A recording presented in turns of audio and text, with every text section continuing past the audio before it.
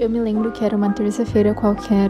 Eu tinha ligado meu computador em mais uma aula do Davidojo, Java virado no Jiraiya. A aula era de programação orientada a objeto. Eu tinha dormido mal e ainda assim tive ânimo para assistir a aula. E aí, quando eu entro no vídeo, o professor começa a falar de encapsulamento, herança e abstração. E eu só pensava, mano, que idioma é esse? Java ou a Robin que tá lendo poneglyphs? Naquele momento, eu me senti exatamente como o Naruto tentando aprender o Rasengan. Todo mundo achando fácil, eu ia no YouTube, via os especialistas em Java e aprenderam em uma semana e eu lá, tentando girar um globo de chakra invisível na mente. Sem sucesso, obviamente. Mas calma, esse vídeo aqui é pra você que olha pro código e pensa, que merda, mas como eu queria dominar isso, assim como eu. A verdade é que POO, Programação Orientada a Objeto, parece feitiçaria no início, e não é à toa. Aristóteles, sim, o filósofo, dizia que o todo é maior que a soma das partes. A gente para de pensar no código como um passo a passo, tipo receita de miojo, e começa a pensar como se fosse um universo com criaturas, regras e poderes, sim, tipo um anime. Imagine que você tá criando um anime novo. O protagonista, sei lá, o Zoro. Você não vai ficar criando tudo manualmente. Altura do Zoro, força do Zoro, espada do Zoro, de novo e de novo Zoro. Você cria uma classe espadachim e depois instancia o Zoro como objeto dessa classe. E o que é uma classe e um objeto em Java? Pensa numa classe como se fosse um molde, um plano ou uma ficha de personagem. A classe é igual a um modelo e o objeto é igual a coisa real feita a partir desse modelo. Você cria a classe espadachim, que define como qualquer espadachim deve ser, com o nome, o número de espadas e o estilo de luta. No objeto, já que você já tem o modelo, você pode criar quantos personagens quiser baseado nele. Por exemplo, Zoro. Espadachim Zoro, igual a New Espadachim, Zoro, 3, estilo de 3 espadas. É como dizer pro Java, ei Java, me dá um espadachim chamada Zoro, que usa 3 espadas no estilo de 3 espadas. Basicamente, é como você construir o seu personagem de Xbox. Bom, galera, eu irei explicar de uma forma que vocês entendam, porque ali eu só coloquei prints, mas vou começar aqui. Bom, esses arquivos já vêm, como vocês sabem, quando a gente abre um arquivo aqui no IntelliJ, e nós abrimos aqui no arquivo source, que fica o código-fonte do Java. E aqui que se inicializa tudo, todos os arquivos do nosso programa vêm aqui. Não liguem para esses backpages, porque eu estava fazendo algumas atividades. Mas vamos criar uma classe aqui nesse backpage que eu já havia criado, chamado espadachim. Nela, vamos criar atributos de um espadachim, colocando eles em private. Private string nome, todo espadachim tem um nome. Private int quantidade de espadas, pensando já no Zoro. E private string tipo. Bom, agora eu vou criar um construtor. Basicamente, o construtor inicializa o objeto. Então, por boas práticas, é bom você colocar um primeiro construtor com parâmetros. Mas, se você não colocar, saiba que o Java coloca. Está invisível, mas existe, automático. O Java coloca um construtor sem parâmetros para você. Mas eu aconselho sempre inicializar com construtor, até porque geralmente a gente precisa, às vezes, usar alguns parâmetros e é bom. Bom, como que a gente faz um construtor? A gente usa o modificador de acesso que você quer, eu vou usar o public e o nome da classe. Abre aqui, porque é um método especial. Bom, eu poderia deixar assim se eu quisesse deixar à mostra esse construtor, mas já existe. É esse construtor que existe. E eu posso deixá-lo assim se eventualmente eu quiser algo sem parâmetros e quiser ver ele. Mas vamos colocar parâmetros aqui. E o parâmetro nada mais é do que os atributos que você colocou ali. Você pode colocar os parâmetros que você quiser, deixando bem claro. Mas eu irei deixar os 3 ali para eu utilizar na classe 1.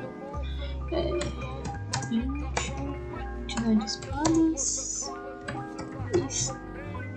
String. Tipo. Bom, aqui nós usaremos um is.nome igual a nome. Quantidade de espadas igual a quantidade de espadas.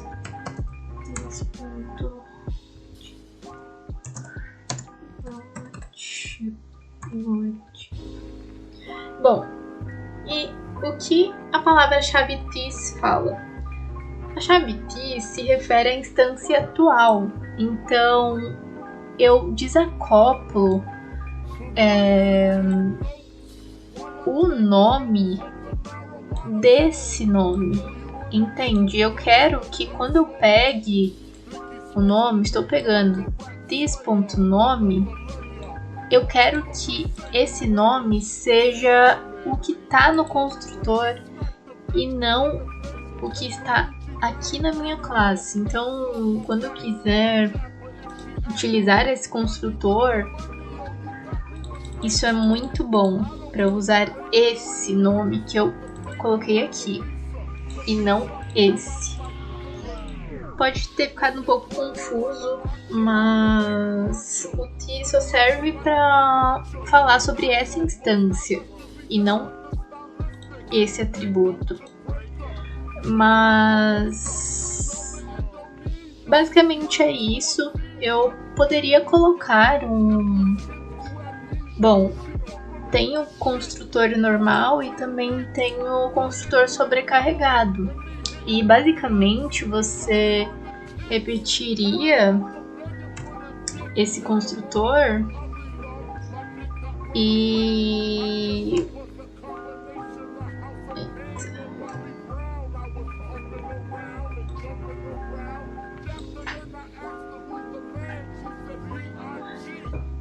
bom, deu merda aqui, né? Pelo visto. Deixa eu ver.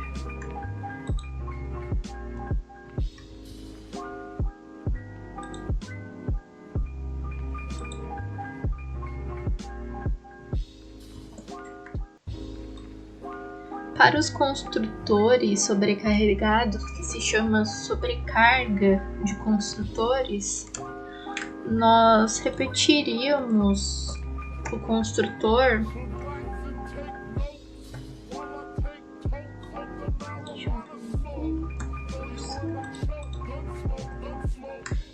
e mudaria.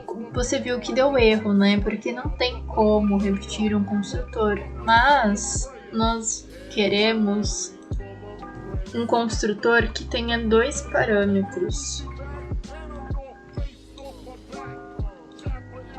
Nós estamos sobrecarregando ele. Lá, quando formos criar um novo objeto, aparecerá 2 alternativas que eu posso utilizar. Uma com 2 parâmetros e uma com 3. Então, eu ainda acho bom colocar um vazio aqui. Mas, bom, isso é para uma outra aula. Bom, e aqui como nós colocamos o modificador de acesso private, nós não conseguimos enxergar em outra classe esses atributos. Então, o que nós fazemos para enxergar esse atributo? Bom, nós utilizamos o get e o set. que são os getters e os setters. Basicamente, eles encapsulam atributos privados, permitindo o acesso e modificação em outras classes. Bom, o get. Faremos o get primeiro. E o get nada mais é do que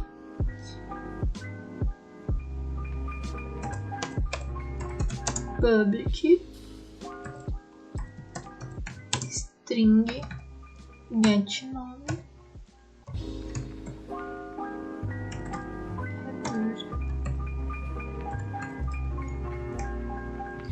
apenas isso, galera.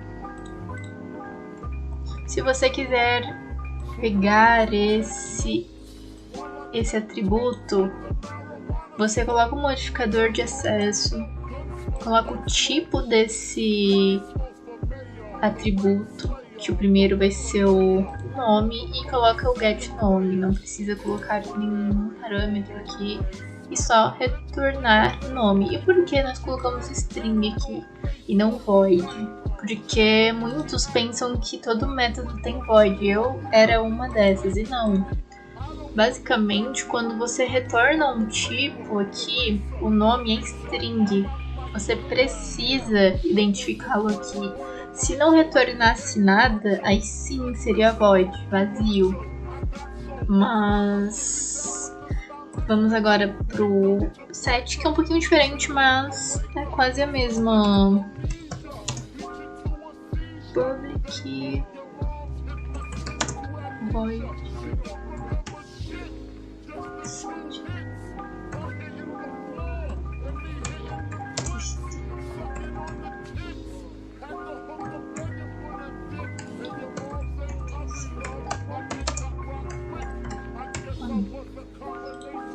E aí, vou gerar os próximos. Bom, nossa classe aqui está pronta, nós conseguimos modificar e ver esses atributos em outra classe. Bom, eu não vou usar, estou sendo redundante porque eu não vou modificar, porém só quero deixar aqui para vocês saberem como faz o get e o set, mas provavelmente eu não vou modificar nada, então eu tô sendo um pouco redundante aqui. Sempre bom tá se atentando ao uso indevido de get ou set, mas principalmente do set. Bom, galera, agora eu irei criar uma outra classe aqui no nosso backpage, chamada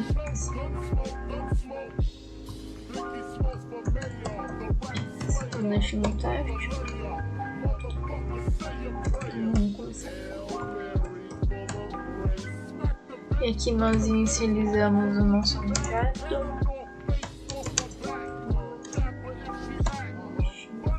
Aqui dentro o nosso espadachim se chamará Zoro. Terá 3 espadas. E o estilo, eu tinha colocado tipo, mas é estilo. Estilo 3 espadas. E aqui nós colocamos um pente alien espadachim.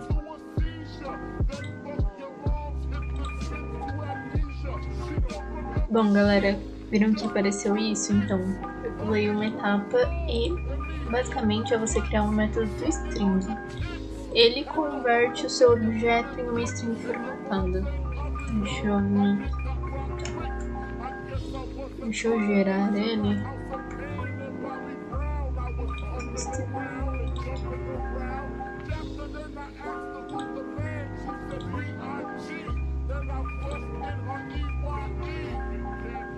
Bom, e aqui tá espadachim, o nome é Zoro. Quantidade de espadas 3 e o tipo 3 espadas. Tem outras formas de formatar isso na hora de imprimir, mas eu irei até aqui. Beijinhos. Se você assistiu qualquer anime, você já entende a herança. O Gohan herdou os poderes do Goku, o Sasuke herdou o Sharingan do clã Uchiha e você herdou o trauma do seu antigo relacionamento. No PO, herança funciona igual. Você cria uma classe base, tipo ninja, e depois cria ninja genin, ninja chunin, ninja jounin, que herdam atributos do pai. A classe ninja vai ter string aldeia, int chakra, e depois você coloca a classe ninja genin, stance ninja, boolean supervisionado. O stance é propriamente da herança e significa que uma classe está herdando de uma superclasse. Você reaproveita código e ainda cria uma árvore genealógica de classes que o Itachi aprovaria. O lamento é basicamente não deixar qualquer um meter a mão no que é seu. Você coloca os atributos como private e só deixa mexer neles com métodos do tipo getChakra ou setChakra. É tipo o Itachi escondendo o verdadeiro poder do olho. Você pode até ver meu olho, mas só acessa se eu quiser. E isso é bom, porque impede que partes do seu código baguncem dados que não deveriam tocar. Mas se mesmo assim você está me perguntando pra que serve na vida real, cara, você vai fazer o site do seu cliente, você vai deixar o nome dele público, o CPF dele público, o ID dele público, isso provavelmente vai te dar um processo muito grande e eu espero que você tome bem. Se você faz isso em um site sabendo de todas as possibilidades de manter a sua empresa e o seu cliente seguro, você tem mesmo que... Perdão, momento de puxar a orelha. Então, por favor, por convenção, coloque seus atributos em private, se você não souber outros modificadores de acesso, que eu irei explicar. Uma explicação básica sobre os modificadores de acesso. O private é tipo o Mangekyo ou Sharingan do Itachi. Ninguém mais consegue acessar aquilo, só ele. O default pensa que todo mundo do mesmo viralejo pacote pode usar. O Protect, só a família, subclasse ou quem mora no vilarejo pode usar. O exemplo, Byakugan, que só o clã Uchiha, subclasse, tem acesso, mesmo se tiver em outro lugar. E o Public, qualquer um pode usar ou ver. É o Rasengan do Naruto, o Jiraiya ensinou, o Kakashi usa, e até o Konohamaru tá metendo esse golpe. Sabe o botão do micro-ondas? Você aperta e esquenta comida. Você não precisa saber como os circuitos funcionam ou o que faz a comida esquentar. Claro que se você for nerd como eu, você vai pesquisar e saber exatamente o que acontece. Mas PO faz isso. Você cria métodos que escondem a complexidade dentro e só oferece o botão para o usuário. Por exemplo, Naruto.executar Rasengan. Pronto, quem chama esse método não precisa saber quantas voltas de chakra ele deu. Você esconde o caos e só mostra o necessário. No exemplo real, eu vou dar um exemplo de gerenciamento de alunos ou gerenciamento de escolas. Você tem uma entidade professores ou alunos, vamos deixar alunos, que fica até um pouco mais compreensível. Nos métodos para os alunos que ficarão, você pode criar uma outra classe chamada gerenciamento de alunos. No caso de uma arquitetura mais avançada, você colocaria nos controllers. E aí você colocaria aluno controller. Mas no caso de Java puro, você pode fazer uma classe para gerenciamento de alunos. E lá você coloca todos os métodos que referem a esse aluno. Por exemplo, o que vai ter no seu sistema? Você vai poder adicionar alunos, você vai poder pesquisar alunos no seu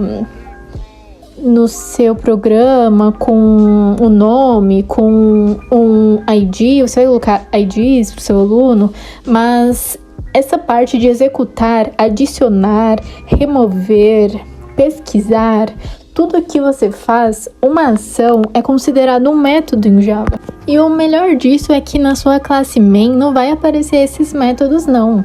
Porque PO é mágico, fica tudo nas escondidas e quem olha a classe main não sabe. Mas você que fez sabe onde eles estão e sabe que demora um pouco, principalmente se você tem muitas entidades. Mas basicamente é isso, a abstração é deixar o código mais limpo e bonito e com menos chance de explodir. E dá muita merda. A primeira vez que eu tentei entender isso, fiquei travada em uma coisa. Se é mais difícil de entender no começo, por que usar? Por quê? Como diria o Kakashi, o Naruto pode ser duro às vezes. Mas o Jiraiya também, caminhos fáceis não levam a grandes histórias. E mano, você tá escrevendo uma história de programador agora. Pode parecer confuso, mas você vai se acostumar. Vai ter um dia que você vai olhar para uma classe enorme e dizer: eu entendo tudo isso, eu fiz isso, eu lembro como foi difícil no começo, mas eu consegui. Isso vai te dar um orgulho, tipo quando o Rock Lee tirou os pesos. E cara, não desiste não. Eu lembro que quando eu iniciei Java, e principalmente em programação orientada a objeto, eu reclamei porque tinha muita classe. Meu Deus, por que tem tanta classe? Como eu tinha começado no Python, eu não tinha visto tantas classes de início. É claro que o PO é um pouco mais usado no Java, mas o Python também usa. Porém, eu não tinha chegado ainda nessa parte no Python. E escrever tudo em uma classe só ou em um arquivo só me dá agonia hoje em dia, porque é tão mais organizado.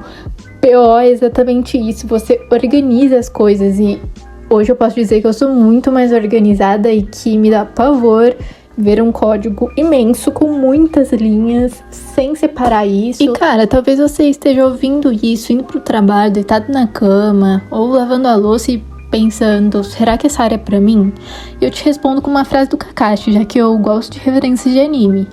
Aqueles que não acreditam nos próprios sonhos estão condenados a viver os dos outros.